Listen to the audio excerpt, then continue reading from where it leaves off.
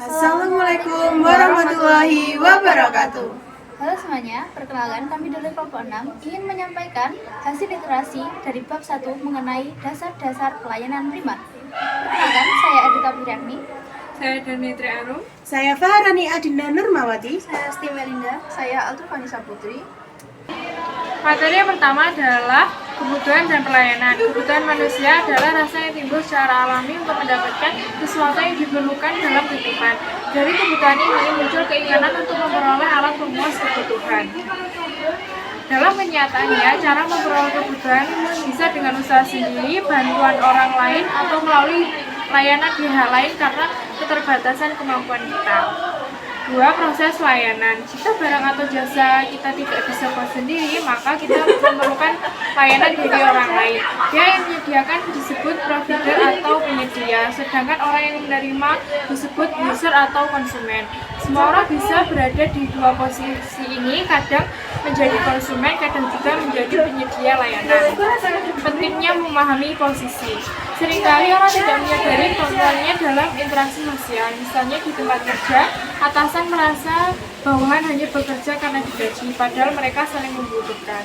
Begitu juga dalam perusahaan, konsumen sering dipandang sebelah mata, padahal loyalitas konsumen adalah kunci kelangsungan usaha. Contoh masalah layanan buruk. Banyak laporan keluhan masyarakat tentang pelayanan yang kurang memuaskan. Contohnya, pejabat negara yang menyalahgunakan wewenang demi keuntungan pribadi, pasien yang mengeluh terhadap buruknya pelayanan rumah sakit seperti administrasi atau pelayanan dokter. Pengertian proses layanan. Proses layanan adalah suatu kegiatan yang melibatkan interaksi antar orang-orang, bukan sekedar antar organisasi atau perusahaan. Layanan bisa terjadi karena adanya keinginan memberi bantuan atau karena permintaan dari pihak lain.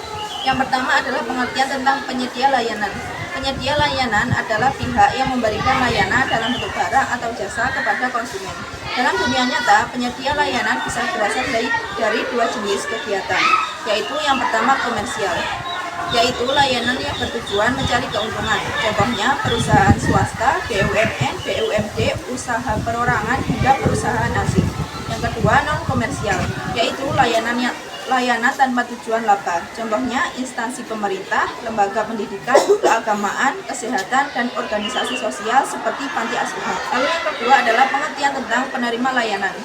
Penerima layanan adalah konsumen atau pelanggan yang memperoleh manfaat dari layanan yang diberikan. Mereka juga dibagi menjadi dua jenis, yaitu pelanggan internal dan eksternal. Pelanggan internal. Pelanggan internal adalah orang-orang yang berada dalam organisasi yang sama dengan penyedia layanan. Mereka terlibat langsung dalam proses kerja, mulai dari perencanaan, produksi, hingga pemasaran dan administrasi.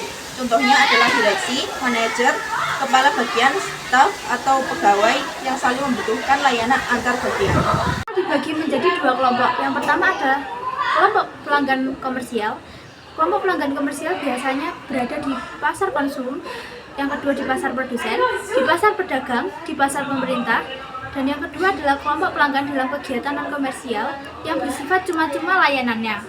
Lalu yang selanjutnya adalah jenis layanan. Jenis layanan yang pertama adalah pemberian jasa saja, lalu yang kedua berkaitan penyediaan barang, dan yang ketiga adalah layanan ganda, yaitu menyediakan jasa dan juga barang. Lalu yang keempat adalah kepuasan pelanggan. Tujuan utama yaitu kepuasan konsumen atau kepuasan pelanggan.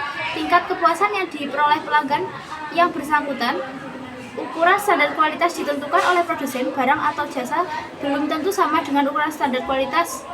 Jawaban yang sering diberikan, yang pertama adalah pelanggan harus dipuaskan agar mau berbisnis. Lalu yang kedua, pelanggan harus dipuaskan agar menjadi pelanggan yang loyalitas. Lalu yang ketiga, pelanggan harus dipuaskan karena agar produk dan jasa perusahaan tetap punya pasar yang baik. Lalu yang keempat, pelanggan harus dipuaskan agar menjadi mitra utama. Dan yang kelima adalah memenangkan persaingan. Dari materi sebelumnya, yaitu pabrik-pabrik mobil terkenal seperti Mercedes, BMW, Toyota, Honda, dan Ford berupaya meningkatkan kualitas hasil produksinya dari waktu ke waktu sesuai dengan kemajuan teknologi otomotif. Namun, tidak jarang sebagian dari pelanggan tidak terpuaskan. Jika kita bertanya kepada penyedia layanan, mengapa para pelanggan harus dipuaskan? Jawabannya yang akan kita dapat akan sangat bervariasi, tergantung pada misi yang dijalankan dan siapa yang menjawab.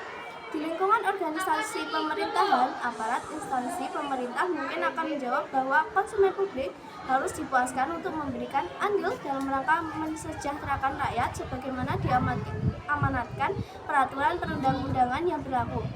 Dari jawaban tersebut, kita dapat simpulkan bahwa pihak instansi pemerintah menempatkan pelayanan untuk memuaskan pelanggannya.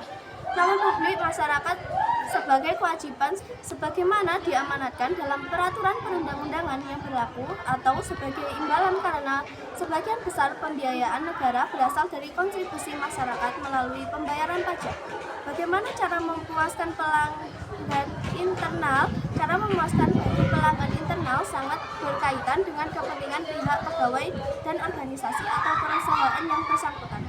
Tahun 1997 yang mengolah kata servis untuk dikaitkan dengan langkah-langkah strategis untuk meraih kesuksesan yang disebutnya sebagai 7 strategi menuju sukses. Servis itu dipanjangkan dalam istilah dan makna sebagai berikut. Yang pertama yaitu self-esteem, memberikan nilai pada diri sendiri.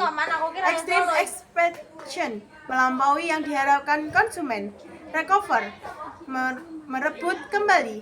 Vision, yaitu misi. Empower, memberikan pemberdayaan. Banyak pelaku bisnis dan instruktur sumber daya manusia yang mengekspresikan kreativitasnya dalam mengolah kata servis menjadi kata atau kalimat yang diperkirakan akan lebih bermanfaat dengan cara menguraikan tiap hurufnya. Penulis sendiri pada suatu pelatih pelayanan prima mengurai kata servis menjadi berbagai macam, seperti self-awareness, menanamkan kesadaran diri, sehingga mendapat memahami posisi agar mampu memberikan pelayanan dengan benar.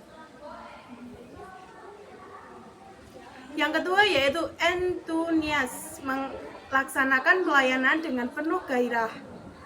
Ada reform, memperbaiki kinerja pelayanan diri waktu ke waktu. Ada value, memberikan pelayanan yang mempunyai tambah. Improve, melakukan peningkatan.